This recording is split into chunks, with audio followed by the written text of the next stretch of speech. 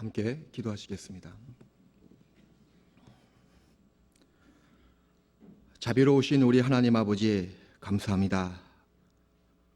우리 영혼을 먼저 사랑해 주시고 우리의 모든 죄를 주님의 보배로운 피로써 영원토록 속죄해 주옵시고, 그로 인해서 우리를 의롭다 하나님의 거룩한 자녀로 구원해 주신 그 은혜의 진심으로 감사와 찬송을 올립니다.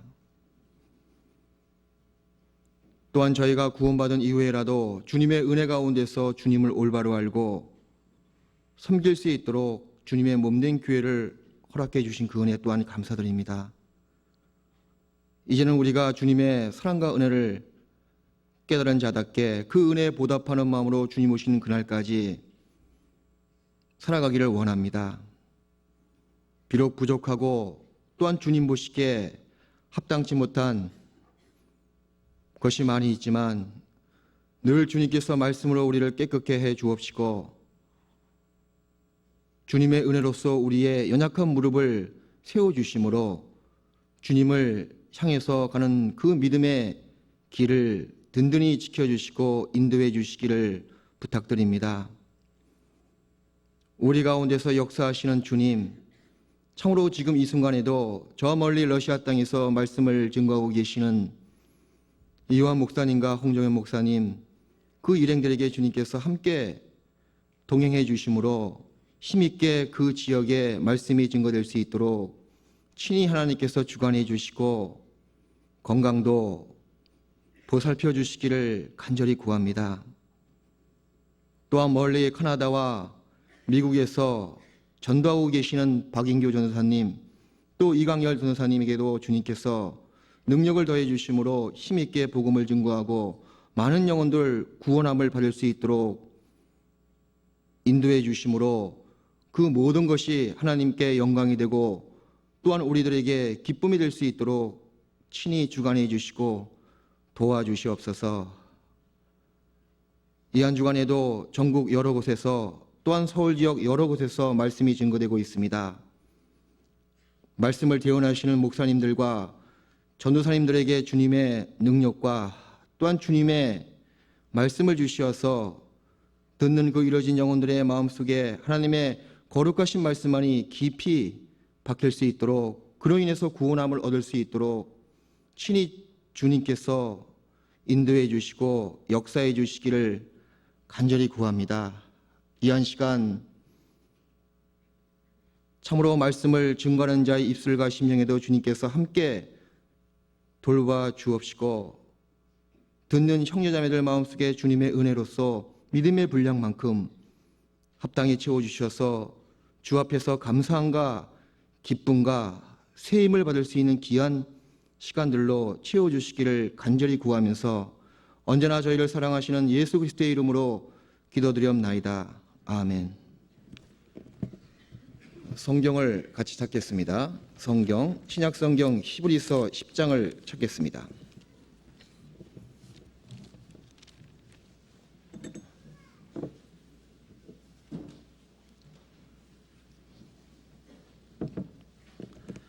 신약성경 히브리서 10장 37절부터 39절까지 제가 천천히 읽어 올리겠습니다.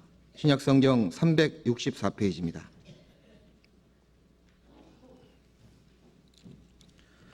잠시 잠깐 후면 오실 이가 오시리니 지체하지 아니하시리라. 오직 나의 의인은 믿음으로 말미암아 살리라. 또한 뒤로 물러가면 내 마음이 저를 기뻐하지 아니하리라 하셨느니라. 우리는 뒤로 물러가 침륜에 빠질 자가 아니요 오직 영혼을 구원함에 이르는 믿음을 가진 자니라.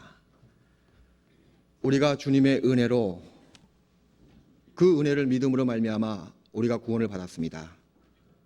또한 구원받은 그날부터 주님이 다시 오시는 그날까지 그리스도인의 신앙생활에 가장 근본되고 또 원천인 것은 구원받은 사람의 믿음입니다. 믿음은 사람의 능력으로 불가능한 것에 대한 하나님의 능력을 실질적으로 체험할 수 있도록 만듭니다. 그래서 믿음은 너무나 기이하고 신비스러운 것입니다. 하나님께 대한 신뢰와 확신, 그것이 구원받은 사람의 믿음의 생활인데요. 그 믿음의 생활이야말로 그리스도인의 생활 중에서 최고의 행복한 생활이 되는 것에 틀림이 없습니다. 하나님은 예수님을 통해서 우리에게 값없이 구원의 선물을 주셨습니다. 또한 우리를 구원해 주신 이후에 하나님께서는 모든 신령한 은혜, 또한 각양 좋은 은사와 온전한 선물을 위로부터 빛들의 아버지께로서 우리에게 내려주셨고 지금도 내려주십니다. 로마서 8장 32절에 나와 있는 말씀처럼 자기 아들을 아끼지 아니하시고 우리 모든 사람들에게 내어주신 이가 그 아들과 함께 우리에게 모든 은사를 주시지 아니하시겠느냐 라는 말씀이 있고, 또 야고보서 1장 17절에 나와 있는 말씀처럼 각양 좋은 은사와 온전한 선물을 위로부터 빛들의 아버지께로 우리에게 내려주신다는 말씀도 나와 있습니다. 이토록 우리를 구원해 주신 하나님께서는 우리들에게 주님 오시는 그날까지 이 세상 가운데서 가장 좋은 은사와 온전한 선물을 주시고 계시고, 우리가 구원받은 그때부터 우리는 그걸 받을 수 있는 특권과 자격을 갖춘 자 되었습니다.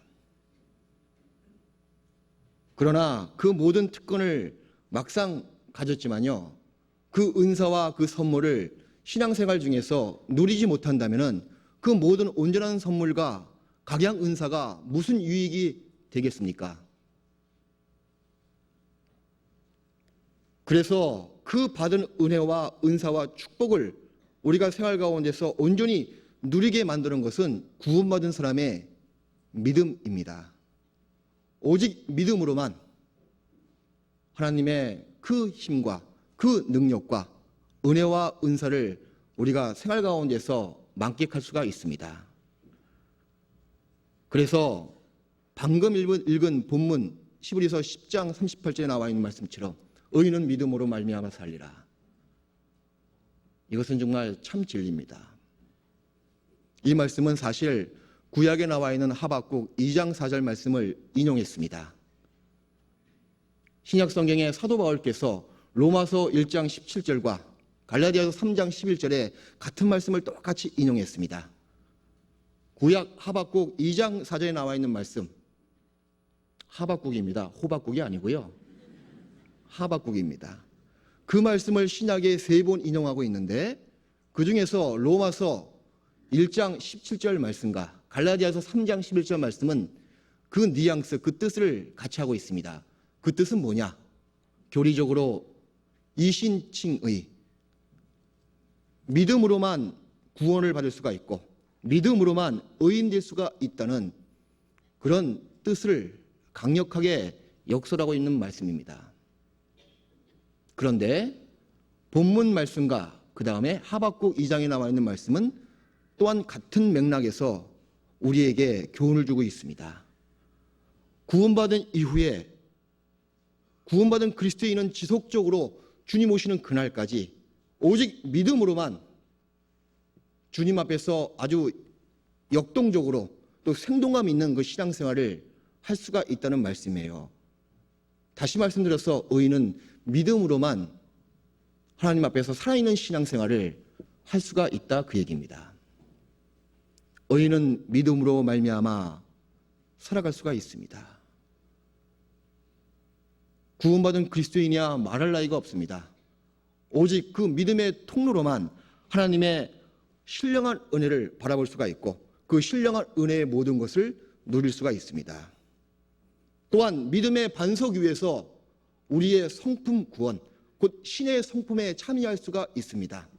하나님의 형상을 닮아갈 수가 있다, 그 얘기예요. 믿음 가운데서 그 믿음의 반석 위에 성경은 7층의 집을 건축하라고 말씀하고 계십니다. 베드로후서 1장에 나와 있는 말씀처럼 믿음의 덕의 지식을, 지식의 절제를, 절제의 인내를, 인내의 경건을, 경건의 형제 우애를, 형제 우애에 사랑을 공급하라 라는 말씀이 나와 있습니다. 그만큼 구원받은 사람의 의인의 그리스도인의 믿음의 생활은 너무너무 중요합니다. 모든 신앙생활의 반석이나 기초나 마찬가지입니다. 이 본문 말씀을 잡으시고요, 유다서 1장을 찾겠습니다.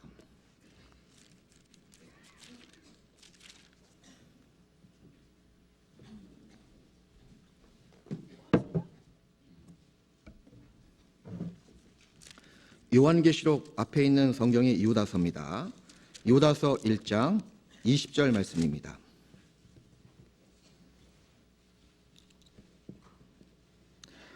사랑하는 자들아, 너희는 너희의 지극히 거룩한 믿음 위에 자기를 건축하며 성령으로 기도하며.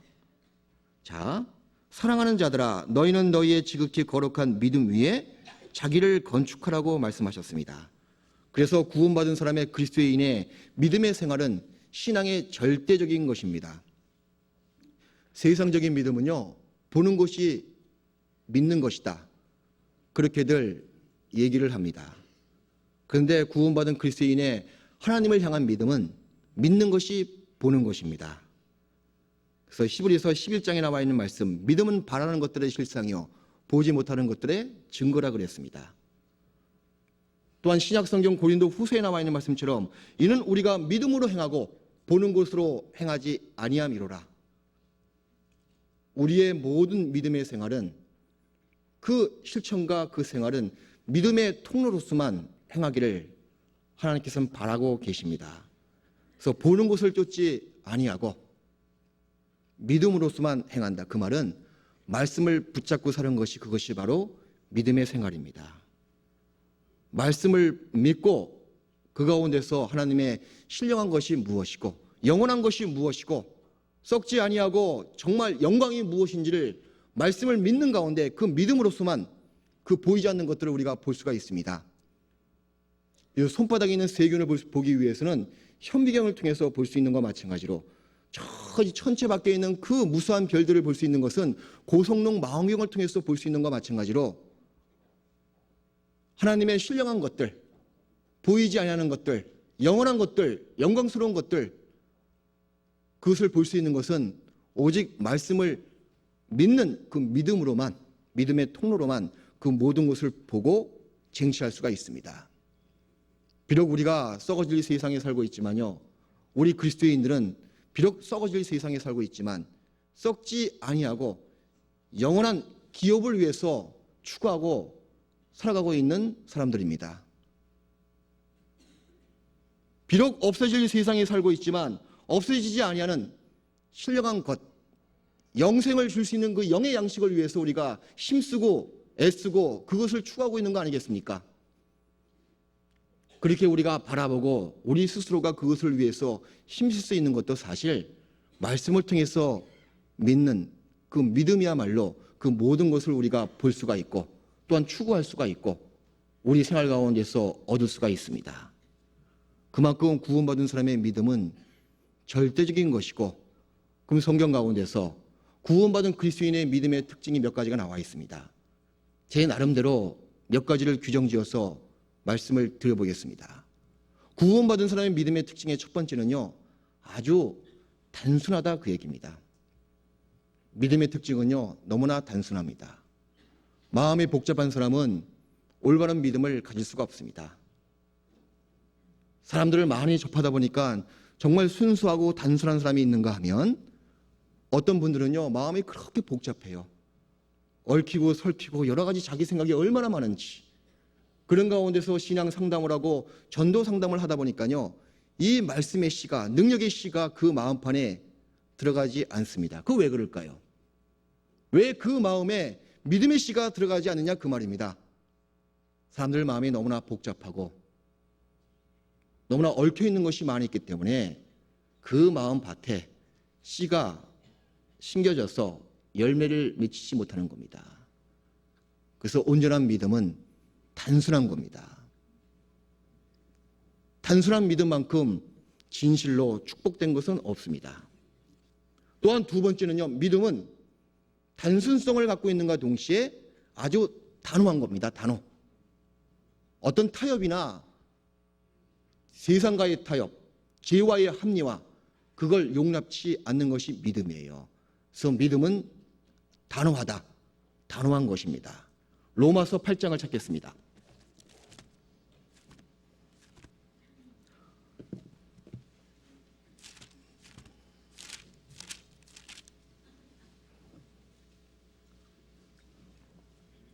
로마서 8장 31절 말씀입니다.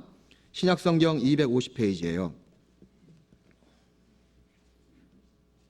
그런즉 이 일에 대하여 우리가 무슨 말 하리요? 나머지 말씀을 같이 읽읍시다. 만일 하나님이 우리를 위하시면 누가 우리를 대적하리요? 만일 하나님이 우리를 위하시면 누가 우리를 대적하리요? 얼마나 단호성을 띠고 있습니까? 하나님이 우주 만물을 창조하신 하나님이 우리와 함께 하시고 우리와 같이 일하신다면 누가 우리 앞에 우리 길을 막아서고 우리를 대적하겠냐 그 말입니다. 믿음은 아주 단호한 거예요. 그래서 옛날 이스라엘의 믿음, 이스라엘 백성들의 그 믿음을 보면서 우리가 몇 가지 교훈을 얻을 수가 있고, 그리고 하나의 이스라엘 민족의 믿음은 우리 구원받은 우리 그리스도인들의 앞에 있는 하나의 샘플로 볼 수가 있습니다. 그 옛날 이스라엘 백성의 믿음이 어떤 믿음이 있었는지 우리가 구약 성경을 통해서 여러 사건과 일들을 통해서 우리가 살펴볼 수가 있습니다.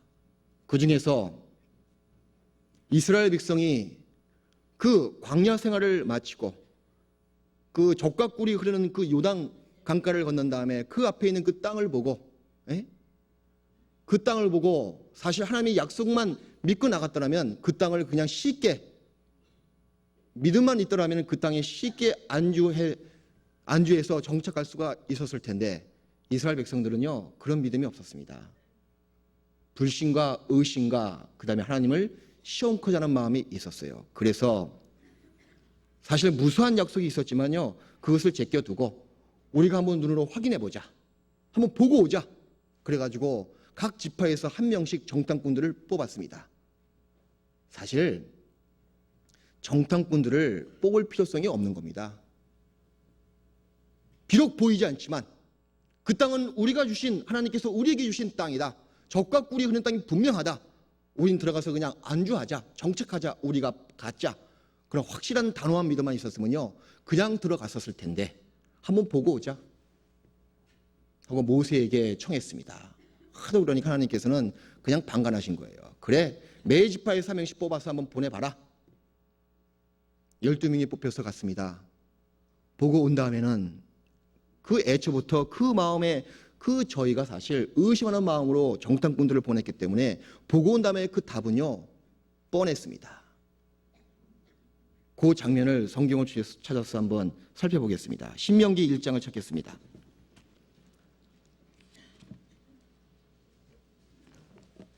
신명기 1장입니다. 1장 21절.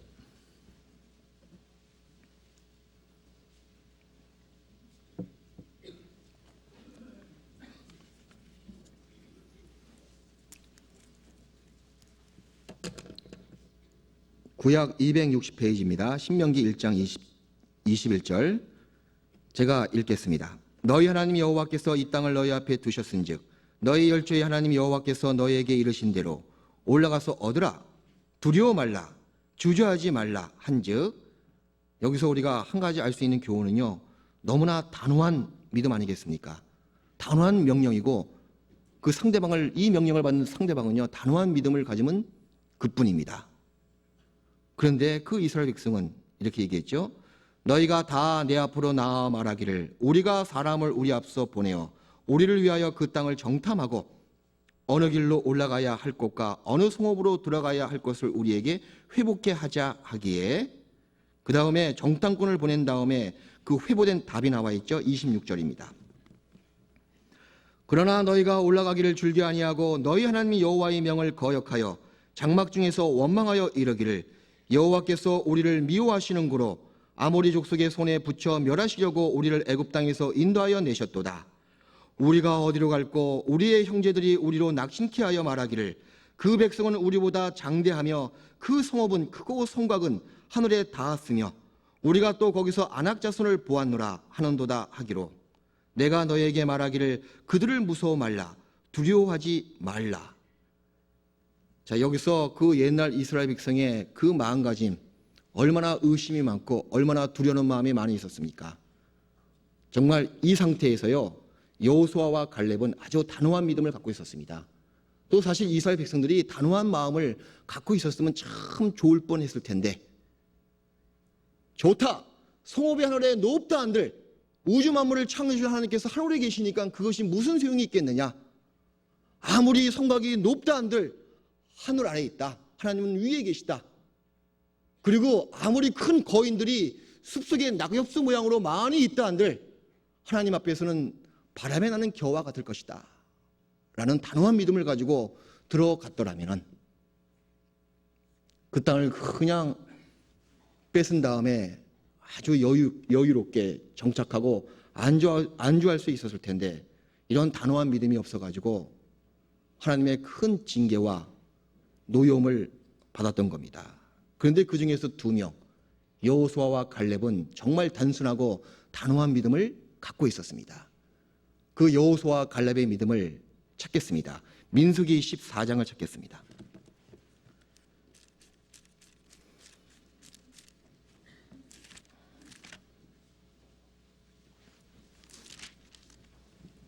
민수기 14장 9절입니다. 구약성경 218페이지입니다.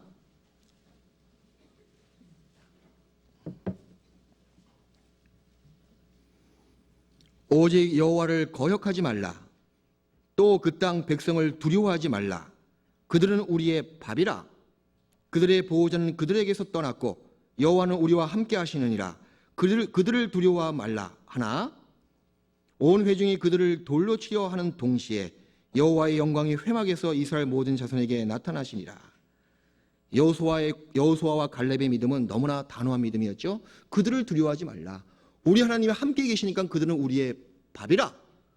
얼마나 단순하고 단호한 믿음입니까? 근데 그때 동시에요, 이스라엘 백성들은 그 2사람을 돌로 쳐 죽이려고 위협을 가했습니다. 근데 놀라운 사실은 확실한 믿음, 단호한 믿음을 가진 사람에게 하나님께서 항상 도와주신다는 사실이에요. 동시에 그 피할 길을 내주신 겁니다. 그때 하나님의 말씀이 음성이 딱 중간에 이스라엘 백성의 행동을 저지하고 음성이 나오지 않았더라면 2사람은 돌로 맞아 죽었을 뻔했을 겁니다.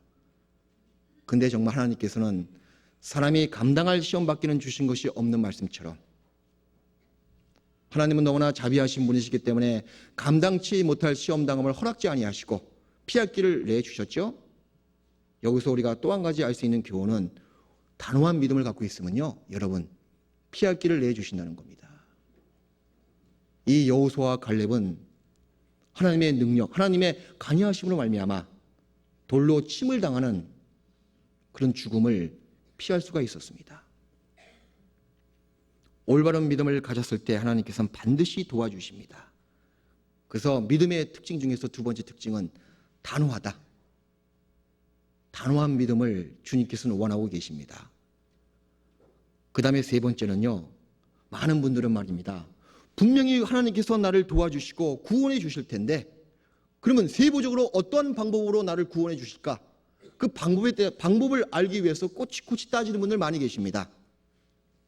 꼬치꼬치 따지는 그 마음 저편에는요, 사실 하나님을 시험코자 하는 마음이 있고 의심코자 하는 마음이 있기 때문에 꼬치꼬치 그 방법에 대해서 따진다는 거예요. 마치 이런 겁니다. 어머니와 아들이 있는데 아들이 어머니에게 어머니 나를 어떻게 낳으셨죠? 구체적으로 어떻게 낳으시는지 세부적으로 좀 말씀해 주세요. 그러면 그 어머니가 아주 난감할 겁니다. 그죠? 아들이 아버지에게 아버지 나를 어떻게 기르셨어요? 좀 방법을 좀 아주 정밀하게 아주 세부적으로 구체적으로 좀 말씀해 주세요. 또 앞으로 나를 어떻게 기르실 겁니까? 그렇게 물어본다 그러면요, 그건 사실 부모를 믿지 않는 합당치 못한 마음일 겁니다. 자식은 단순하고 단호한 마음으로 그래 부모님께서 나를 낳아주셨고 나를 부양하실 거야 그렇게 신뢰하는 마음으로 순종하는 것이 자식된 도리 아니겠습니까? 근데 구원받은 그리스도인들도 이렇게 합당치 못한 의심하는 마음으로 하나님께 대꾸하는 분들 많이 계셔요. 좋습니다. 하나님 내 발걸음을 끝까지 인도해 주신다는데 어떻게 인도해 주실 겁니까? 어떤 방법을 통해서 나를 이끌어 가실 겁니까? 지금은 처지가 너무나 딱하고 너무나 어려운데 이 기가 막힐 수렁에서 나를 어떠한 방법으로 이끌어 가실 겁니까? 그것만 주목하고 그것만 따져보는 사람은요, 그 하나님의 그 성실하심을 믿지 않고 있는 마음이나 마찬가지입니다. 의심하고 있는 마음이에요. 그 옛날 모세나 그 옛날 다윗은 그런 마음이 없었습니다. 우선 모세의 믿음을 우리가 찾아보겠습니다. 출애굽기 14장을 찾겠습니다.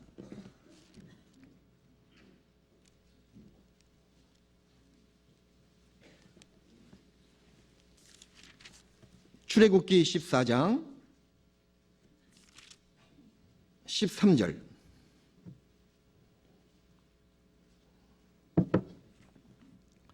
모세가 백성에게 이르되 너희는 두려워 말고 가만히 서서 여호와께서 오늘날 너희를 위하여 행하시는 구원을 보라.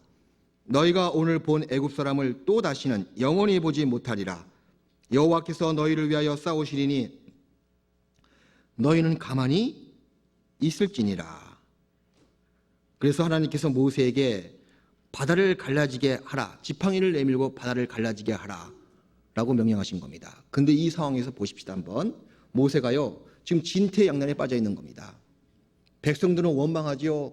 뒤로 가자니 바로의 군대가 있고 앞으로 전진하자니 큰 바다가 있고 이거 큰일 났습니다. 근데 모세는 확실한 믿음이 있었어요. 여기까지 인도해 주신 그 하나님께서 여기서 우리를 죽게 하실 리가 만무하다. 하나님은 반드시 우리를 구원해 주실 것이다. 바다가 갈라지게 하든지 어떠한 방법으로 우리를 구원해 주실 것이다. 그런 믿음이 있었죠. 결과를 확실히 믿었습니다. 근데 구체적인 방법은 모세도 정확히 몰랐어요. 그래서 이스라엘 백성들에게 너희는 찍소리하지 말고 가만히 서서 하나님의 구원하심을 보라. 여기에 찍자는 없습니다.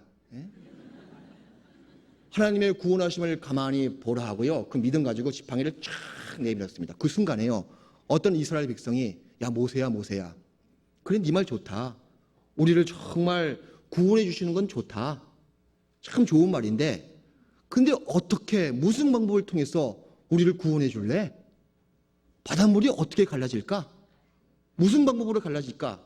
너 한번 얘기해봐. 그 말을 듣고 우리가 우리 지혜로서 이해가 되면 우리가 믿고 그렇지 않으면 우리가 믿지 못하겠어. 만약에 이스라엘 백성이요 그렇게 물어본 백성이 있으면 모세가요 찔끔했을 겁니다. 야야 그런 거 물어보지 마. 뭘 그런 걸 따져. 나도 거기까지는 몰라. 그냥 바라만 봐라. 확실히 구원해 주신다. 그걸 믿었거든요. 많은 분들은 그 믿음의 결과보다도 중간 단계 어떻게 구원해 주실까? 이건 내 지혜로서는 도저히 불가능한 것 같은데 어떤 방법을 통해서 나를 이 어려운 곳에서 헤쳐나갈 수 있도록 인도해 주실까? 거기에 초점을 맞추고 따져보고 알아보고 막 하는 바람에 그 마음은 벌써 의심과 그 다음에 불신으로서 그 마음을 꽉 채워졌을 겁니다. 그 옛날 다윗도 모세와 같은 믿음을 갖고 있었습니다. 사무엘상 30장을 찾겠습니다.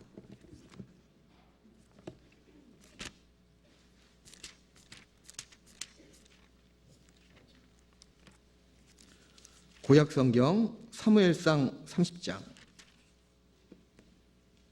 이 다윗이요 어디 나갔다가 돌아왔더니 자기 시글락 마을이 그 아말렉 족속에 의해서 완전히 불타고 자기의 식솔들이 다 아말렉 포로로 잡혀갔습니다. 그리고 자기 백성들의 가솔 그 식솔들도 다 포로로 잡혀갔어요. 그런 어려운 상황에 처해 있었습니다. 다 울고 그런데 이스라엘 백성은 그 다윗을 돌로 쳐 죽이려고 이렇게 아주 웅성웅성거렸습니다. 그때 다윗은 하나님께 힘을 받고 또 하나님께 부르짖었어요. 그 내용이 사무엘상 30장 8절입니다. 다윗이 여호와께 묻자와 가로되 내가 이 군대를 쫓아가면 미치겠나이까? 여호와께서 대답하시되 쫓아가라. 네가 반드시 미치고 정령도로 찾으리라. 그 결과의 답을 정확히 얻었죠. 그래서 다윗은 일단 군사를 모집한 다음에 정확한 어느 길로 가야 할지 사실 잘 알지 못했습니다. 그러나 분명히 하나님께서는 그 아말렉 족속을 미쳐서 쫓아가서 그 모든 빼앗기는 그 모든 가족들과 우양들을 다시 빼앗아 올 것이다. 그런 믿음이 있었거든요. 쫓아갔습니다. 쫓아갔는데요. 정말 하나님께서는 그 다음에 방법을 말씀해 주셨습니다. 쫓아가다가 길가에 누워있는 그 애굽 소년, 작은 소년이에요. 그 소년을 데려다가 잘 먹이고 잘 입혀주고 잘 쉬게 만들고 잘 보호해 줬더니 웬걸 그 소년이 바로 아말렉 족속의 병사였었습니다. 거기서 아주 큰 정보, 귀중한 정보를 얻었던 겁니다. 그 아말렉 소년이 다윗에게 고하기를 당신이 나를 살렸으니까 내가 당신이 원하는 정보를 내가 주겠나이다 하면서 그 소년이 아말렉 군대가 어디에 있고 어디에 진치고 정확한 정보를 제공했던 겁니다. 이거 보십시오. 다윗은 결과를 믿고 나아갔습니다. 한 발 내딛었죠? 그랬더니 하나님께서는 구체적인 방법으로 다시 하나님께서는 인도하심이 있었다 그 얘기예요. 근데 많은 분들은 한 발 내디디기 전에 뭔가 방법을 알려고 물색하고 그걸 살피고 그걸 꼬치꼬치 알기 위해서 마음을 쓰다 보니까 막상 발을 한 발 믿음으로 행하지 못하는 그런 우를 범하는 경우가 많이 있습니다. 만약에 다윗이요, 네 그렇습니까 하나님? 그런데 우리가 쫓아가기 전에 어느 길로 어떻게 해서 갈까요? 그것까지 가르쳐 주십시오. 그 얘기를 듣고 우리가 보기에 그 길이 맞는 길이다 판단되면 가겠습니다. 그러면요, 그건 믿음이 아니죠. 그죠? 전쟁에서 승리하는 그 결과를 얻지 못했을 겁니다. 그러나 다윗은 그 하나님의 그 말씀을 믿고 한 발 내딛었습니다. 믿음으로 행했어요. 행했더니 정말 기이한 방법으로 하나님께서는 도와주셨습니다. 그래서 믿음은요, 하나님을 시험치 않는 것입니다. 자, 하나님을 우리가 어떻게 시험하겠습니까? 근데 이런 마음을 갖는 사람이 하나님을 시험하는 거나 마찬가지입니다. 마태복음 4장입니다.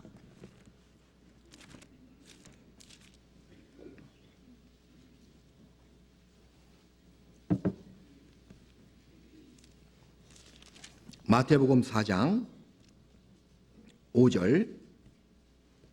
마귀가 예수님을 시험했습니다. 그러면서 예수님에게 이렇게 얘기했죠. 5절, 4장 5절입니다.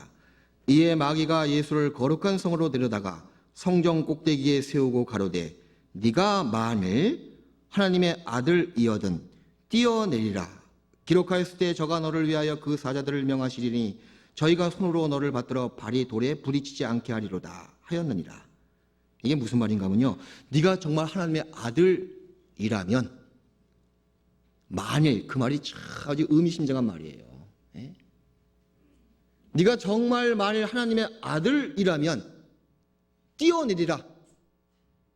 스스로 우리 마음속에 의심의 여지를 남겨준 말입니다. 참 마귀의 지혜가 아주 뛰어나요. 이거 보면. 그러면서 마귀는 한술 더 떠서 말입니다. 성경 말씀을 인용해가지고 네가 뛰어내리면 하나님이 너를 받들리라. 주의 천사가 받들리라. 라고 하였느니라. 그 말은 뭐냐면요, 네가 한번 뛰어내려 봐.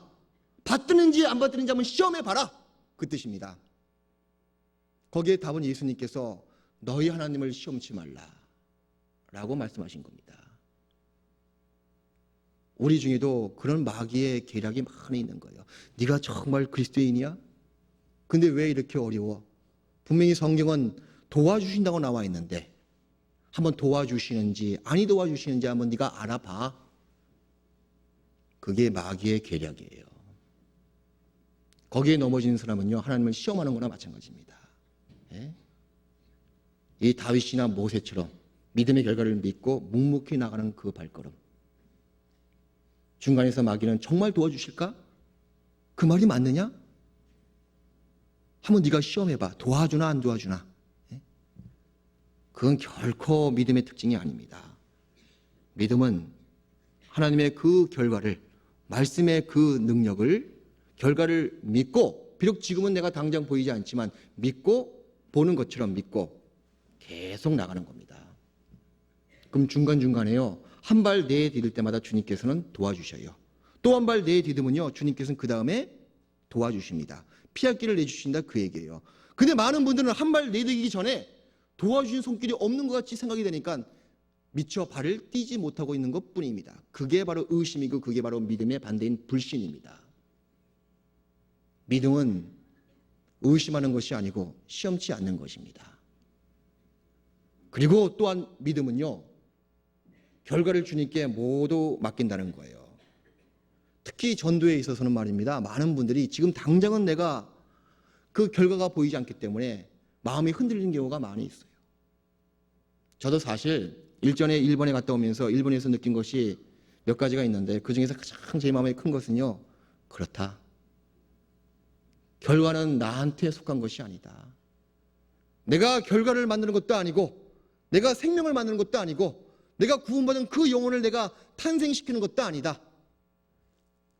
모든 권능은 하나님께 속해 있다는 그 시편 62편 1절 말씀처럼 모든 결과, 모든 생명의 탄생은요, 우리 손아귀에 있는 게 아니에요. 결과는 주님께 맡기고 우린 지금의 충실한 그 마음, 지금의 신실한 그 마음을 원하신다는 겁니다. 중국에서 전도를 하다가 불과 며칠 만에 많은 사람이 구원받고 보니까요, 아주 뭔가 마음이 아주 든든했거든요, 제가. 근데 그런 마음이 여지없이 박살난 것이 일본 전도 가서 박살났습니다.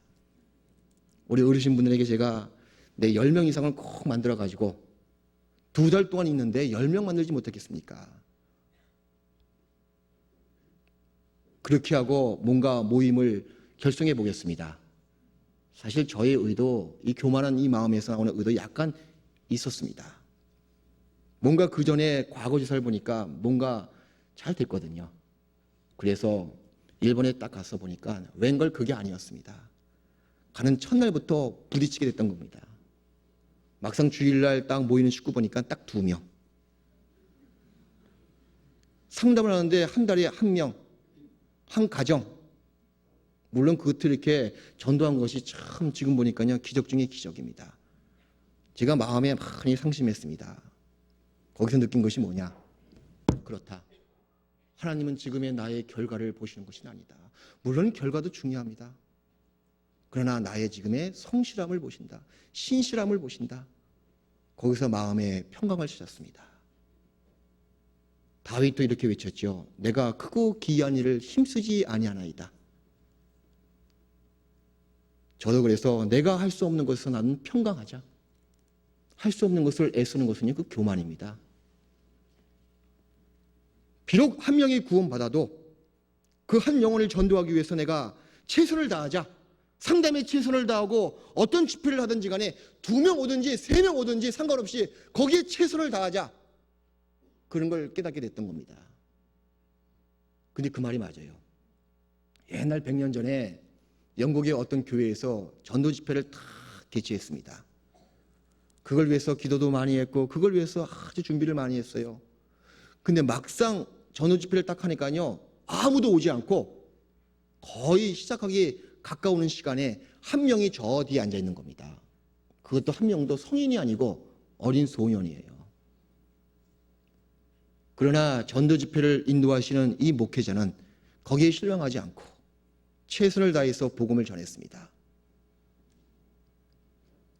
집회가 끝난 다음에 그 소년이 구원을 받았습니다. 그 소년이 누구냐? 아프리카의 그 선교의 횃불을 밝혔던 그 리빙스턴, 그 소년이었습니다. 거기서 우리가 알 수 있는 것은요, 우리 주위에는 말입니다, 수천 수만의 도미노 가운데서 우리가 존재하고 있는 겁니다. 도미노 게임 아시죠? 하나가 탁 넘어지면요, 그 하나가 또 하나 넘어뜨리고 또 하나 넘어뜨리고 또 하나가 넘어져서 2개, 3개 넘어뜨리고 2개, 3개가 10개 넘어뜨리고 그런 도미노 가운데서 우리가 전도하고 있는 거나 마찬가지예요.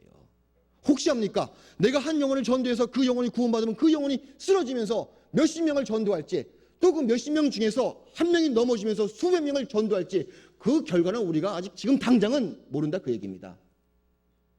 근데 인간 마음은 너무나 간사하고 너무나 위대한 결과만 바라보기 때문에 지금에 충실하지 못하는 경우가 얼마나 많이 있는지 모르겠습니다. 한 그리스도인을 내가 신방 가서 잡아주고 신앙생활 잘할 수 있도록 붙들어줬다고 칩시다. 그것이 얼마나 큰 일인지 또 그렇지 않은지는 우리 지금 당장은 알 수가 없는 거예요. 그 그리스도인이 힘을 받아가지고 나중에 위대한 설교가 내지는 위대한 전도자가 될지 우리가 어떻게 합니까? 한 도미나가 탁 자빠지면서 수백 개를 넘어뜨리고 수백 개가 자빠지면서 수천 개를 넘어뜨리고 그런 경우는요, 기독교 역사를 통해서 비일비재하게 우리가 많이 확인해 볼 수가 있었습니다. 여러분들도 마찬가지입니다. 지금의 이 전도에 대해서, 어떤 봉사에 대해서, 교제 생활에 대해서 내가 성실하고 나갔을 때 그걸 통해서 주님께서는 그 뒤의 결과를 주님만 아시기 때문에 어떤 큰 결과로서 우리에게 주어질지 우리 지혜는 너무나 짧고 너무나 근시안적인 시각을 갖고 있기 때문에 모르고 있는 것뿐입니다.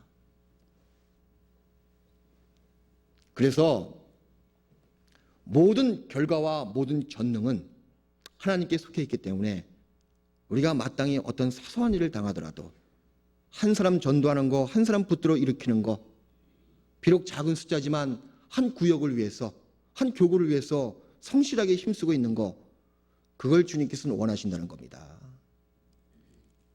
그래서 제가 한 달, 두 달 지난 다음에 애초에 제가 예상했던 건 완전히 박살났지만요, 그래도 제 마음에 큰 위안이 됐고 또 힘을 받았습니다. 그나마 한 가정이 구원받고 그 가정이 지금 열심히 산대요. 그럼 됐습니다. 혹시 합니까? 그 가정이 몇십 명을 전도할지. 그래서 우리가 이 믿음은 결과, 그 모든 결과를 주님께 맡기는 겁니다. 그래서 결과는 주님께 맡기고 지금의 우리의 그 성실함, 신실한 태도를 우리가 갖자, 그 얘기예요. 그 다음에 믿음은요, 주님을 바라보는 것입니다.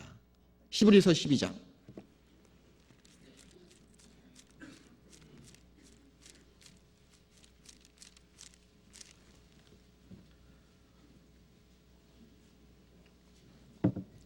히브리서 12장 2절입니다.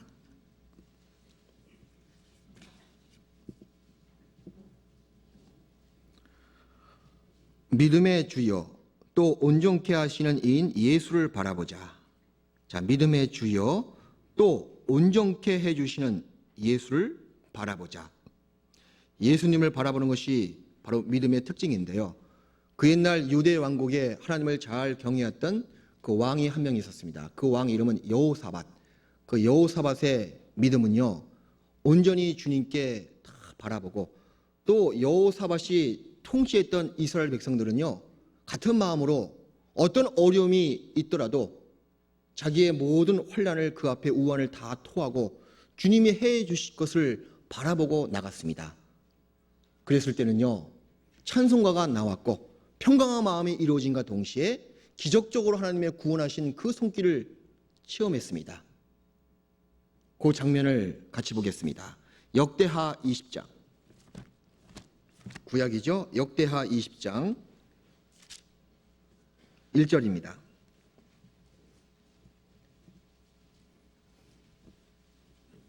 구약성경 681페이지입니다. 역대하 20장 1절. 그 후에 모압 자손과 암몬 자손이 몇 마흔 사람과 함께 와서 여호사밧을 치고자 한지라. 굉장히 많은 이방인 백성들이, 그 대족들이 쳐들어왔습니다. 3절. 여호사밧이 두려워하여 여호와께로 낯을 향하여 간구하고 간절히 울부짖었습니다. 온 유다 백성에게 금식하라 공포하며 유다 사람이 여호와께 도우심을 구하려 하여 유다 모든 성읍에서 모여와서 여호와께 간구하더라. 위로부터 왕, 또 아래로부터 모든 백성이 한 마음이 돼가지고 하나님께 간구했습니다. 마음이 하나가 돼서 하나님의 그 간구하심, 그 울부짖는 기도를 같이 올렸죠. 그랬더니요, 9절.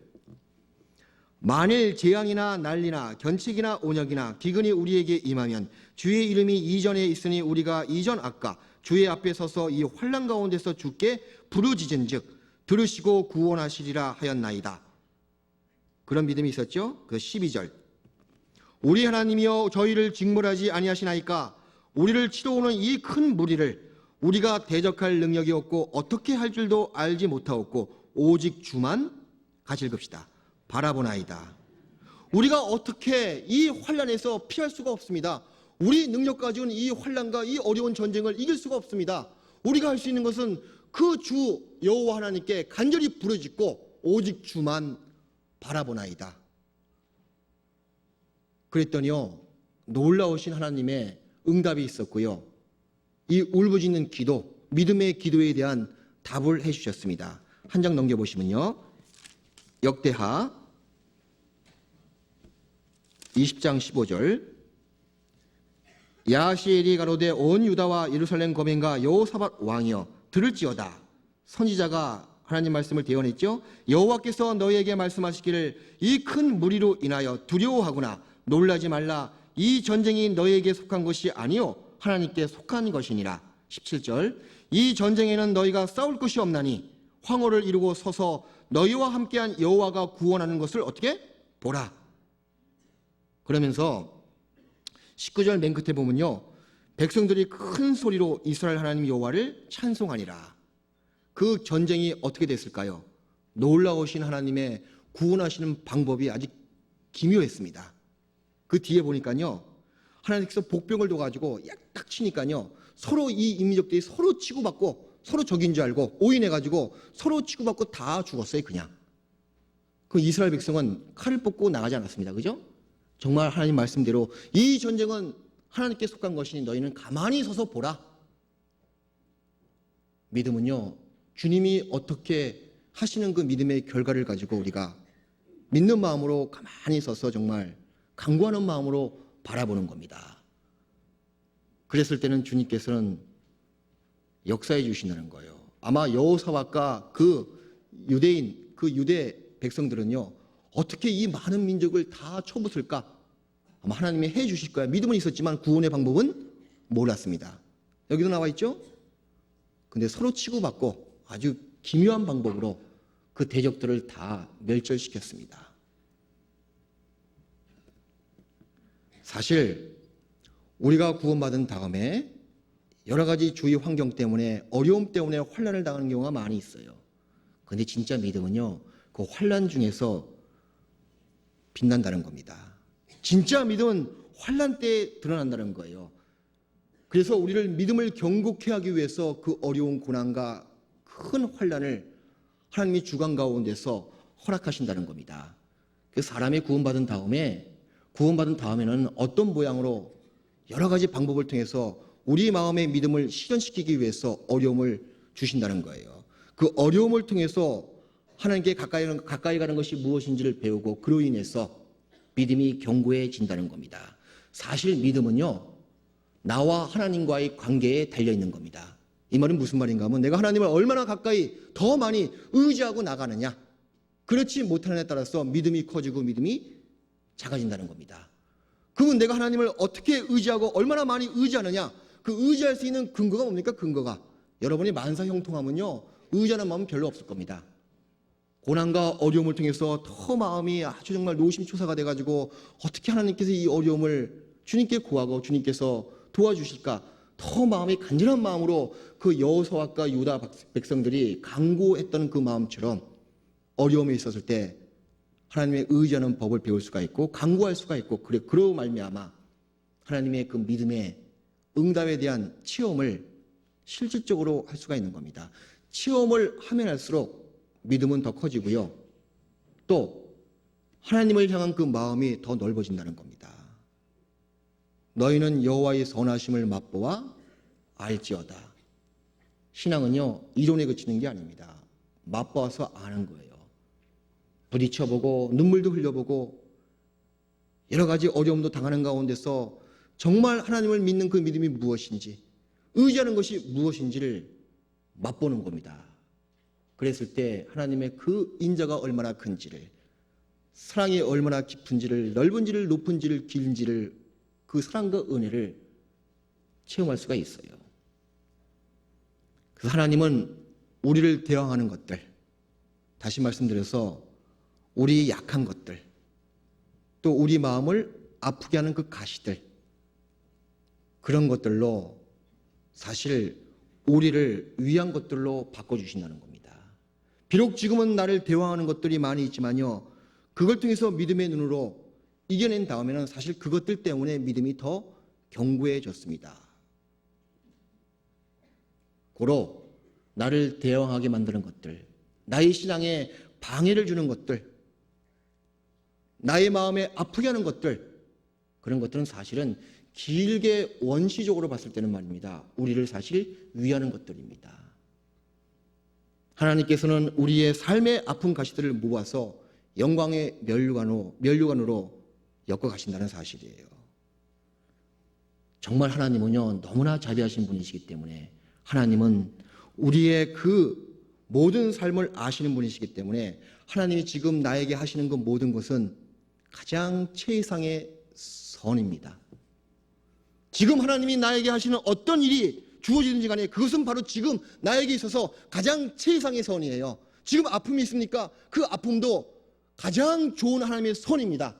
왜? 나의 모든 앞걸음을, 그 발걸음을 끝까지 다 아시는 분이시기 때문에 이걸 통해서 더 나를 견고하게, 더 나에게 영광의 면류관을 주시기 위해서 지금의 아픔을 주셨다, 그 얘기예요. 그래서 항상 하나님은 하시는 그 일은 말입니다, 그 사람에게 항상 최상의 선을 행하신다는 겁니다. 이걸 믿음의 눈으로 좀 멀리 본다면요, 원망할 수가 없는 거예요. 불평할 수가 없는 겁니다.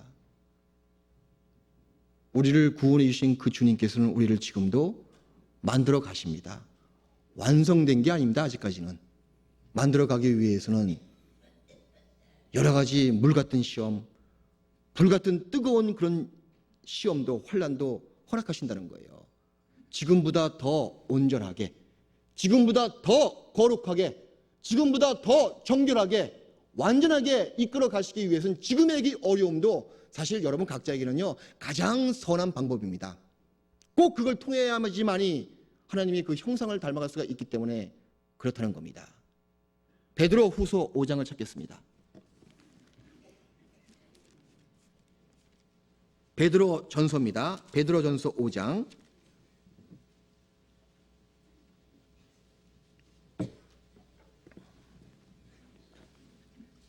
베드로 전서 5장 10절입니다. 모든 은혜의 하나님 곧 그리스도 안에서 너희를 부르사 자기의 영원한 영광에 들어가게 하신 이가, 자, 여기 나와 있는 수식어가 하나님의 앞에 모든 은혜의 하나님, 모든이라고 붙어 있는 거죠. 모든 은혜의 하나님이 어떠한 분이시냐 보세요. 잠깐 고난을 받은 너희를, 고난을 주시는 것도 은혜의 하나님이다, 그 얘기입니다. 잠깐이죠. 근데 잠깐 고난을 받은 너희를 친히 온전케 하시며 굳게 하시며 강하게 하시며 터를 견고케 하시리라. 고난을 통해서 우리의 믿음의 터를 더 견고하게, 더 강하게, 그리고 온전하게 이끌어 가신다는 겁니다. 여기 세 개의 냄비가 있다고 칩시다. 하나의 냄비에는요, 당근을 집어넣고, 중간에 있는 냄비는 달걀을 집어넣고, 우측에 있는 냄비에다가는 그 차 봉지와 설탕을 같이 집어넣습니다. 물을 붓고 각각에다가 20분 동안 가열했습니다. 팔팔 끓었어요. 20분 동안. 다 끓은 다음에 하나하나 끄집어내서 보십시다. 당근은요, 맨 처음엔 딱딱했지만 삶은 다음에 보니까, 그 다음에 나온 거 보니까 물렁물렁해졌습니다. 우리의 믿음도 이런 믿음을 가진 분이 혹 계십니다. 평소에는 아주 단단하게 보여요. 근데 환란이 있은 다음에, 환란을 통과한 다음에 보니까 아주 연약하게 침륜에 빠져 있고 낭망에 빠져 있는 마치 당근 같은 믿음을 가진 분이 혹 계십니다. 근데 달걀은요, 20분 삶으면 그 다음에 맨 처음에는 아주 놓치면 깨지기 쉬운 달걀이지만 삶은 다음에 꺼내온 그 계란 보니까 어떻게 되어 있죠? 딱딱해졌습니다. 도리어 단단해졌어요. 그런 믿음을 가진 분도 혹 계십니다. 물론 그것도 참 아주 좋은 믿음이에요. 그러나 세 번째 믿음이 가장 최상의 믿음입니다. 물을 끓인 다음에 그 차 봉지를 끄집어내고 설탕을 넣은 그 냄비 안에 있는 물을 봤더니 웬걸? 차 봉지와 설탕은요, 스스로까지 변화가 됐죠? 그뿐만 아니라 그 주위까지, 물 자체까지 완전히 변화시켰다, 그 얘기입니다. 여러 가지 물과 불 같은 환난을 통과하는 어떤 그리스도인들은 자기 스스로까지 변화된 그 것으로 끝나는 것이 아니고 그 어려움을 통해서 자기 스스로가 변화받고 그 다음에 주위에 있는 모든 가족들 구원받고 그것도 부족해서 그 위에 있는 모든 사람들에게 그 변화된 모습을 통해서 그 사람까지 다 바뀐 모습, 우리 주위에 우리 교회 가운데서 왕왕 봅니다. 그게 가장 최상의 믿음이에요. 여러 가지 물과 불 같은 시험으로 말미암아 그렇게 스스로가 변화받고 끝나는 그것으로 인해서 큰 주님의 역사가 그 주위에 일어나곤 합니다. 그래서 지금의 어려움, 지금의 환난, 지금의 시험, 지금의 고난은요, 인내하는 마음으로 참을 수가 있고 이걸 통해서 어느 때가 딱 되면요, 맞아, 지금의 이때를 위해서 하나님께서는 그 어려움을 허락하셨구나 라고 깨달으실 겁니다. 이때를 위함이다. 이때를. 그 에스더가 왕후가 됐습니다. 왕비가 됐죠. 그때 그 이스라엘 백성을 다 죽이기 위해서 그 하만의 계략에 빠져가지고 이스라엘 백성의 운명이 정말 바람 앞에 촛불처럼 그렇게 아주 어려운 지경에 처해 있었습니다. 그때 모르드게가 에스더 왕비에게 찾아갔어요. 왕후가 지금의 왕후의 위에 오른 것이 이때를 위함이 아닌지 누가 아느냐? 예, 맞습니다. 그 에스더가 왕비에 오른 것은 바로 지금의 이때를 위해서 하나님께서는 왕비에 오르게 해주신 거예요. 그걸 통해서 우리가 개인적으로 마찬가지입니다. 그 예수님의 십자가 위에서 흘리신 피의 보혈, 아마 예수님께서도 내가 구원받을 때, 우리 자신이 구원받을 때 바로 지금 이때를 위해서 내가 피를 흘렸다라고 말씀하실 겁니다. 그리고 구원받은 다음에 지금의 어려움을 통해서 뭔가 지금의 교제 가운데 있고 주님을 의지하는 마음이 더 가까이 되고 그전보다 지금의 믿음이 더 단련된 분은요, 그래, 그때 그 어려움이 지금의 이때를 위해서 하나님께서 허락해 주셨구나, 이때를 위함이라 라고 깨달으실 겁니다. 하나님의 은혜로 있을 데 없는 자 왜 구속하여 주는지 난 알 수 없도다. 제가 이 찬송가를 부르면서 눈물을 많이 흘린 적도 있습니다. 그 가사 내용대로 왜 나를 구원해 주셨는지. 좀 지금 보니까 내 모습이 너무나 쓸데없고 분명히 하나님께서는 나에게 개인적으로 뭔가 큰 포부가 있고 큰 계획이 있을 텐데 정말 나를 향하신 주님의 계획은요, 뭘 기대하시냐면 그 미국 영화에 나오는 람보처럼 말입니다. 큰 기관단총 들고 막 복음의 그 씨를 막 쏴대는 그런 건장한 정말 남자답게 강건한 믿음을 기대하고 계셨는데 웬걸 지금의 내 모습 보니까 기관단총은커녕 물총 찍찍 쏘는 물총. 그걸 보니까요 아주 한심스러웠습니다. 왜 나를 구속해 주셨는지, 이 쓸데없는 자. 그런데요, 요즘은 많이 느껴요. 지금의 이때를 위해서 나를 구원해 주셨구나. 지금의 이때를 많은 형제자매들 섬기고 돌봐주고 어떤 어려움이 있으면 같이 위로해주고 손 잡아주고 지금의 이때를 위해서 그 하나님께서는 내 생애를 통해서 같은 고통과 같은 쓴맛을 주셨구나. 그걸 알아야지만이 진정으로 위로해 줄 수가 있고 진정으로 고통을 나눌 수가 있기 때문에 그렇습니다. 지금의 이때를 위함이라. 전 개인적으로 너무나 감사합니다. 아니, 바로 이 시간에 이 모든 것들, 이것도 어느 한때가 되면요, 아, 그때 지금의 이때를 위해서 지금 이 모든 시간들을 허락하셨구나 라고 깨달으실 거예요. 한 번은 몇 년 전에 18년 동안 이 자매님이 그 믿지 않는 남편한테 그렇게 핍박을 많이 받았습니다. 교제에 나가면 갔다 온 다음에 때리고 머리도 자르고 아주 큰 핍박을 많이 받았어요. 그러나 그 믿음을 저버리지 않고 하나님이 언젠가는 내 믿음을 보시고 은혜의 남편을 구원해 주실 거야. 그 믿음은 흔들리지 않았습니다. 18년이 지난 다음에 18년 동안 그렇게 큰 환난을 당했으니 얼마나 그 마음에 상처가 컸겠습니까? 18년이 지난 다음에 수양회를 통해서 그 남편이 복음을 같이 탁 듣고 있는 중에 구원을 받았습니다. 그리고 그 남편이 그 아내의 손을 탁 잡으면서 여보, 그동안 고마웠어.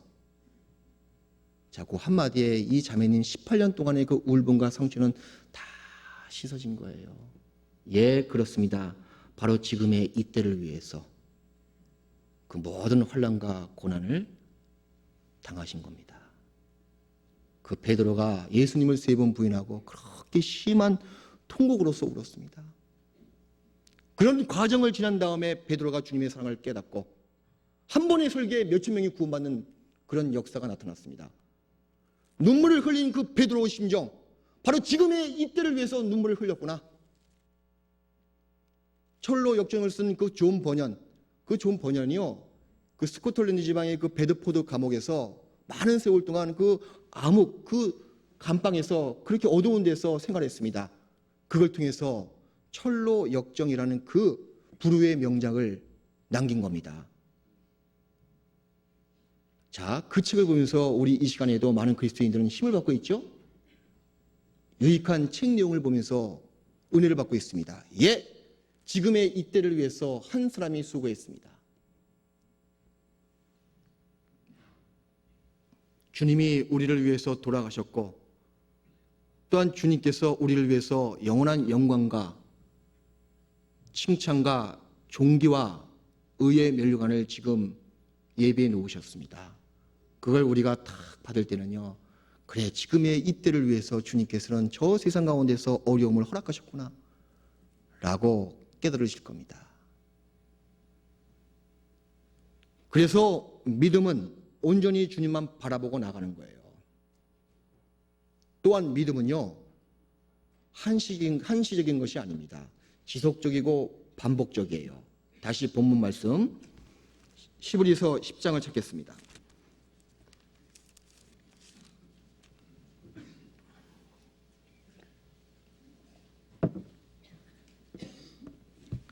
(10장) 37절. 잠시 잠깐 하면 오실 이가 오시리니 지체하지 아니하시리라. 오직 나의 의인은 믿음으로 말미암아 살리라. 또한 뒤로 물러가면 내 마음이 저를 기뻐하지 아니하리라 하셨느니라. 이 말씀 가운데 뒤로 물러가는 것, 퇴보하는 믿음이죠. 믿음은요, 의인은 믿음으로 말미암아 살리라. 이 믿음이 계속 지속적으로 반복적으로 앞을 향해서 나가는 것이 믿음의 특징입니다. 39절. 우리는 뒤로 물러가 침륜에 빠질 자가 아니요 오직 영혼을 구원함에 이르는 믿음을 가진 자니라 라고 하셨습니다. 그래서 믿음의 특징을 제가 대여섯 가지 말씀을 드렸습니다. 그 반대되는 불신의 특징은 어떤 불신의 특징을 갖고 있을까요? 아까 우리 옛날 이스라엘 백성의 그 불신한 마음을 통해서 우리가 3가지 내진 4가지 교훈을 얻을 수가 있습니다. 신명기 1장.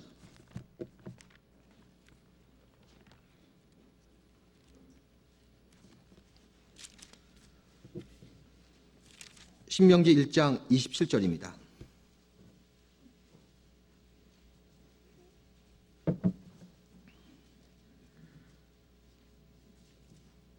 장막 중에서 원망하여 이르기를 여호와께서 우리를 미워하시는 고로 아모리 족속의 손에 붙여 멸하시려고 우리를 애굽 땅에서 인도하여 내셨도다. 여기서 불신의 특징이 2가지가 딱 나왔습니다. 첫 번째는 뭐냐? 원망한다는 거예요. 원망.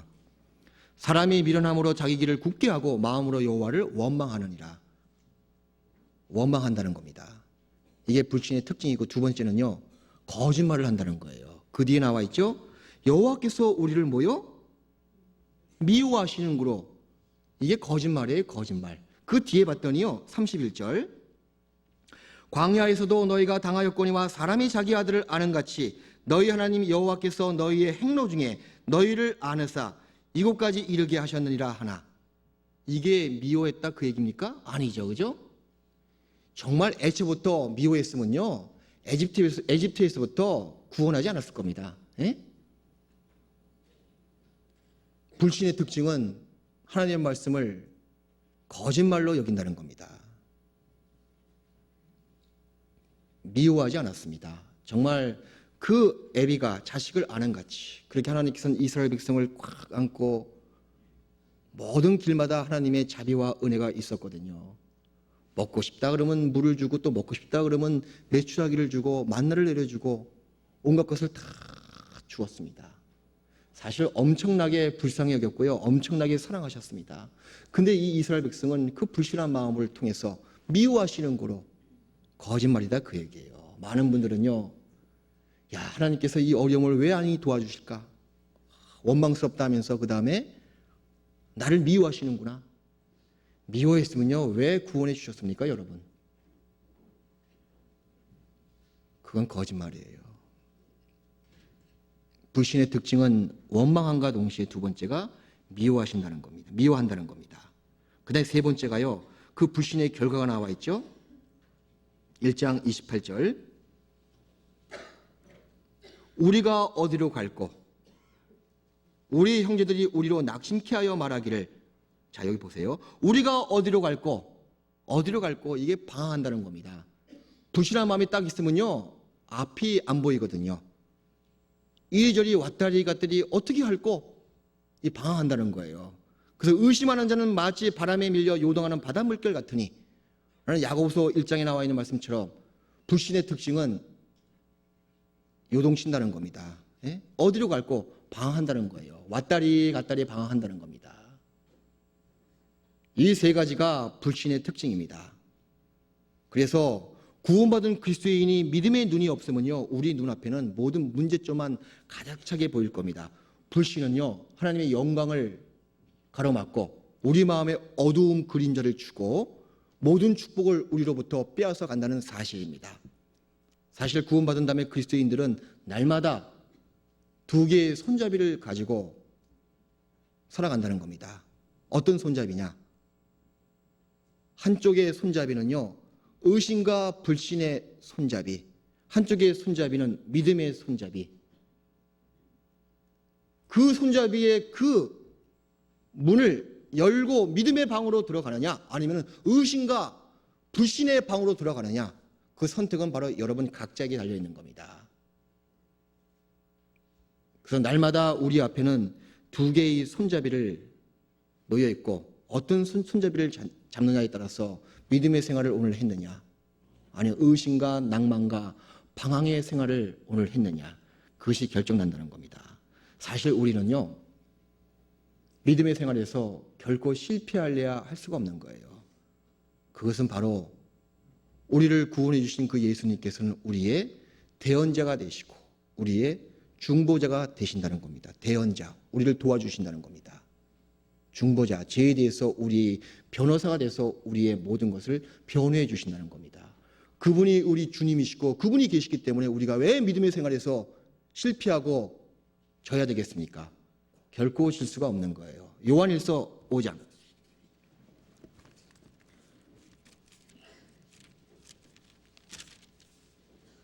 요한일서 5장입니다.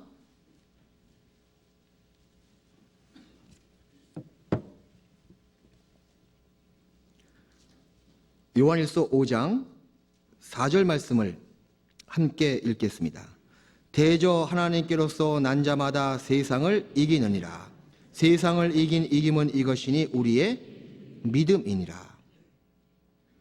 대저 하나님께로서 난 자마다 복음으로 우리를 낳아주셨습니다. 구원받은 그리스도인들입니다. 세상을 이기느니라. 세상을 이긴 이김은 이것이니 우리의 그리스도인들의 믿음이니라 라고 하셨습니다.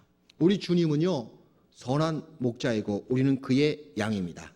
만약에 양이 아주 강하고 친절한 자기 목자가 함께 있다고 믿으면요 양은 이런 걱정을 할 필요가 없을 겁니다. 첫 번째는 스스로가 자기를 돌보는데 신경 쓸 필요가 없어요. 그죠? 두 번째는요 그 양은 목자를 신뢰합니다. 또 양은 단순합니다. 양은 복잡하지 않아요. 목자를 신뢰하기 때문에 목자가 가장 풀이 많은 목양지로 인도해 주실 것을 믿고 거기서 또 안심하고 그 모장지를 숨겨둘 것에 대한 그런 의심하는 마음이 있을까요? 없을까요? 그거 없습니다. 또 자기를 죽도록 때린다고는 전혀 생각지 않을 겁니다. 왜? 양은 그 선한 목자를 믿고 있기 때문에 그렇습니다. 또 양은 자신을 공격하는 짐승으로부터 스스로가 방비하기 위해서 골머리 싸내고 그냥 어떻게 방비할까? 어떻게 전략을 세울까? 그런 걱정합니까? 어디? 그런 걱정하는 양이 있어요? 그거 걱정할 필요 없는 겁니다. 능력 있는 그 목자가 있고 선한 목자가 계시기 때문에 그렇습니다. 양은 단지 목자의 음성을 듣고 순종하고 그 곁에 있으면 되는 거예요. 만약에 우리가 이런 양의 그 모습을 보면서 그 양의 생각을 읽을 수만 있다면 아마 이런 말을 들을 수가 있을 겁니다. 여호와는 나의 목자시다. 저는 나를 푸른 초장에 누이시며 잔잔한 물가로 쉴만한 물가로 인도하시고 내 영혼을 소생시켜 주신다. 아, 나의 잔이 넘치나이다 라고 양은 얘기할 겁니다. 구원받은 우리도 마찬가지입니다. 우리는 믿음의 생활을 통해서 우리의 잔이 차고 넘칠 수가 있습니다. 아, 나의 잔이 넘치나이다. 주님이 오신 그날까지 우리의 잔은 차고 넘칠 수가 있습니다. 우리 곁에는 선한 목자 되신 주님이 계시기 때문에 그렇습니다. 함께 기도하시겠습니다.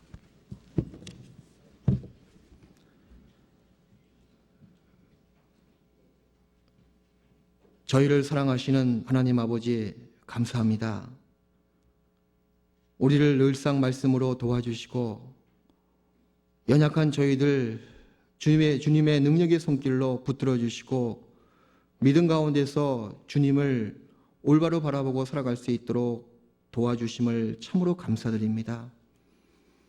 우리가 구원받은 이후에 믿음의 눈으로 항상 주님만 의지하고 주님 오시는 그날까지 신앙의 생활을 경주하기를 원합니다.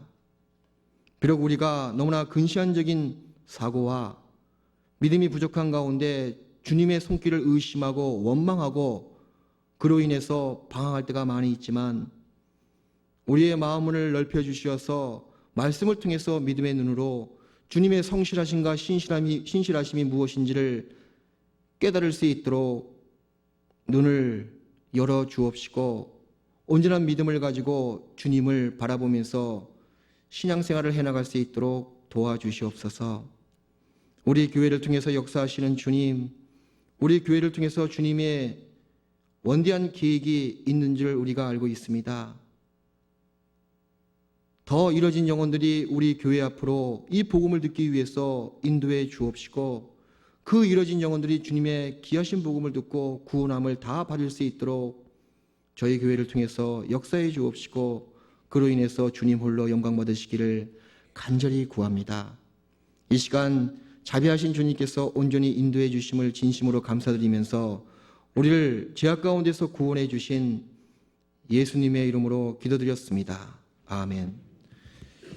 찬송가 344장을 같이 찬송하시겠습니다.